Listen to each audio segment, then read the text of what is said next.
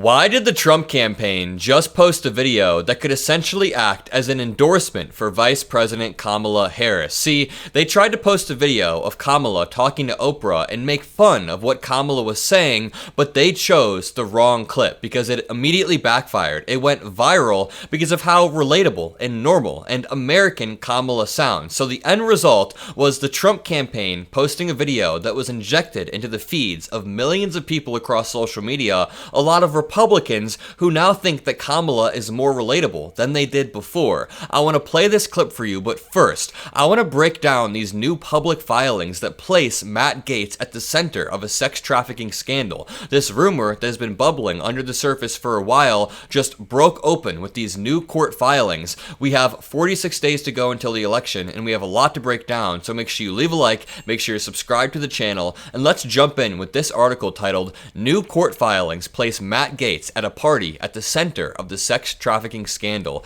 This is the first public filing that cites sworn testimony alleging that Gaetz attended one of the long-rumored parties with a teenage girl. And it's crazy that this story broke just one day after Mark Robinson, one of Trump's close allies, the gubernatorial candidate in North Carolina, had comments leaked from over a decade ago where he calls himself a perv. He talks about how he likes to piss on people. He's saying that he is a black Nazi. So this proves the point that Trump doesn't care about morals or integrity. He only surrounds himself with people who are loyal. Representative Matt Gaetz, this article reads, attended a drug-fueled sex party in 2017 with a 17-year-old girl at the center of an alleged sex trafficking scandal, according to new legal documents that were just unsealed. And Matt Gaetz was 35 years old at the time. The minor, who was a junior in high school at the time, arrived in her mother's car. Her mother drove her to this party in 2017, where Chris Dorworth, a lobbyist and friend of Matt Gaetz, was, and Matt Gaetz has said he wasn't there. Dorworth has said that he wasn't there.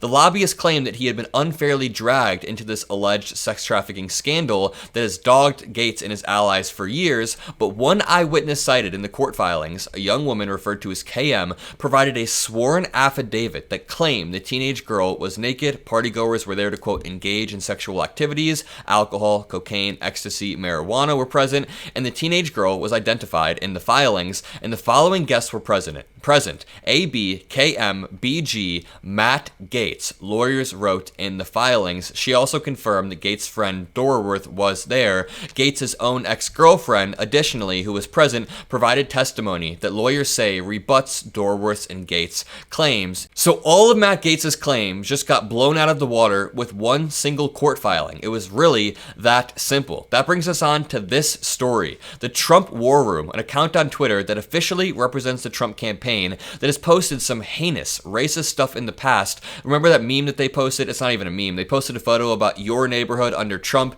and your neighborhood under Kamala, and the one under Kamala is just a photo of immigrants. They are genuinely a racist account. They posted Kamala saying on Oprah, quote, "If somebody breaks into my house, they're getting shot. But the thing is, this may be the most American thing possible," and that's why it immediately got 2 million views. Watch this clip. I'm a gun owner. Tim Walz is a gun. I did not know that. If somebody breaks in my house, they're getting shot. Yes, I hear that. I hear that. Probably should not have said that.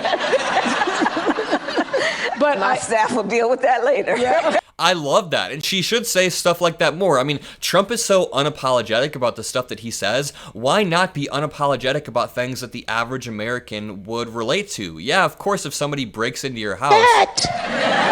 And somebody breaks in my house, they're getting shot. Yep. I love the way she said it too, and I really do like the fact that Tim Walz and Kamala Harris are reclaiming this camo hat vibe, reclaiming the masculinity, not that we ever lost it, also reclaiming the fact that Democrats are gun owners. I feel like Republicans have owned that for so long. Let's look at some of the replies that I thought were funny. Kyle said, "Sounds like what most gun owners would say. Yeah, why are they making fun of it?" Ace said, "This will actually earn her votes. I guarantee it." Someone said, "Glad she supports the Second Amendment and self-defense. If someone breaks into my house, they're getting shot." Ashley Babbitt has entered. That's funny. Trump can't even own a gun because he's a felon. Someone said, "Best Kamala ad." I mean, someone said, "You're literally campaigning for her." The Trump War Room account is officially campaigning for Kamala Harris. And the crazy part is, while they posted this, Simultaneously, Trump was giving this speech in Washington, D.C., which kind of explains why they have to post clips of Kamala and they can't post clips of Trump, because they'd be posting stuff like this.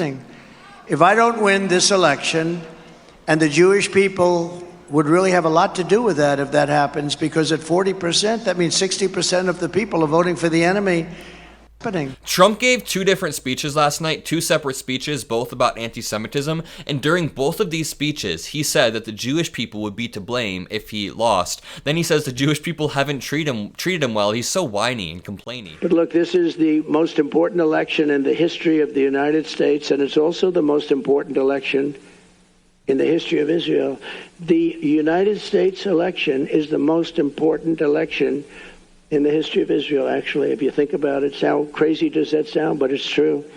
With all I have done for Israel, I received only 24% of the Jewish vote. Now think of this. I really haven't been treated very well, but that's the story of my life. I mean, I said this in another video, but Trump creates this reality where everybody is against him. Every institution is against him. Every single court, every single male person that picks up ballots is against him, when in reality, he just wasn't a good president. He says that he helped black Americans, but they don't feel that when you were the one who mainstreamed this conspiracy about President Obama not being born in America. He says that he helped women more than any other president in the history of America, when he stripped rights away from women more than any other president in the history of America. And when it comes to Jewish Americans, I'm not going to speak for them, but Trump claims that he helped Jewish Americans, but that is not reflected in the polls, and it's not reflected every single time that Trump goes on stage and derides Jewish Americans as mentally unwell, or they need mental help if they vote blue. 60 to 70% of Jewish people do vote blue, so under Trump's own logic, he is just deriding Jewish people en masse. And yeah, I mean, this all loops around to this article that I'm glad came out 24 hours after the Mark Robinson article came out. I mean, obviously both of these people are vile human beings. I wish they didn't exist in the first place, but these two articles coming out back to back, I genuinely think will harm the electoral chances of Donald Trump, mainly the Mark Robinson one. This Mark Robinson article came at a time when North Carolina was just becoming a coin flip. Now, when Biden was in the race, North Carolina was basically gone. When Kamala entered, they said she may have a chance to pull this off, but it is a long shot. Now, it is an actual coin flip, and as it becomes a coin flip, Mark Robinson, the candidate for governor, the gubernatorial candidate, we learn that he's an absolute freak and that Trump endorsed him. Trump is close friends with him. That has to hurt enthusiasm and turnout for Republicans in North Carolina. Let me know what you guys think in the comment section below. I love to hear your guys' opinions. I read all the comments, even if I can't respond to all of them. By the way, we have a ton of cool products in the store. This is the Rosie the Riveter mug. We can do it. I choose Kamala. There's the Harris Wall stain remover one. I love all of these. Use code BLUEHEART typed out for 15% off. Link in the description. Have a great day and peace out. I'm actually wearing one right now. The Kamala, say it to my face, hoodie. See ya.